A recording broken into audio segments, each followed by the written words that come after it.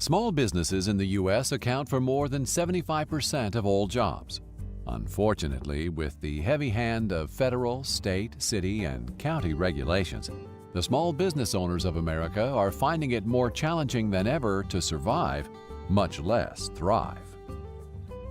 In such a seemingly hostile financial environment, such as the one in which most Americans find ourselves today, having strategic partners with the financial expertise and ability to lend a helping hand is more important than ever. Glenwood State Bank is unique in a couple of ways. We're family-owned, family-operated, and locally owned. So that makes a pretty big difference because all the money that comes in and out of our bank, it stays right here in the counties we serve. There's no other owners that we have to pay dividends to, and it all stays right here. So that makes a pretty big difference. Plus, when your ownership is involved in day-to-day operation, you can make decisions very, very quickly. Someone comes in, they have a loan request, maybe we get a couple people together, and 30 minutes later we have a decision. So that speed and flexibility is a big difference on what Glenwood State Bank can offer. WASP actually stands for Watkins Aircraft Support Products. We began in 1979 when founder Jim Watkins began our business in the ground support equipment division, and he did it in a rental facility. His business grew so rapidly that by 1981, we needed to expand and look for a place to actually build a building. So Glenwood State Bank knew Jim Watkins already at that time on a personal relationship, and they knew his quality and his character and his drive and his dedication to what he did. And so they approached Jim with a financing package to build our first building. The greatest part of our story is the ESOP, which in 1997, Jim Watkins wanted to sell the company. He gave the employees the opportunity to actually purchase the company. So we approached Glenwood State Bank at that point. They put together a finance package for us so that they were able to give us the whole entire package to purchase this company from our founder, which then made us 100% employee owned, which is a great story. It's been very good for the employees. Buying local, keeping it in the community, family owned, American ingenuity, the American spirit. These were the basic virtues that spawned the Industrial Revolution and made our country the world's most vibrant economy and the place of hope for millions from sea to shining sea. In order to realize a future in which we're all able to prosper in a free market economy based on our skills, talents, and hard work, taking a look back gives us a clearer vision of the best way forward. I have relationships with 5 major banks, and I can tell you the only thing that they understand is how big they are and how they'd like to do business with me.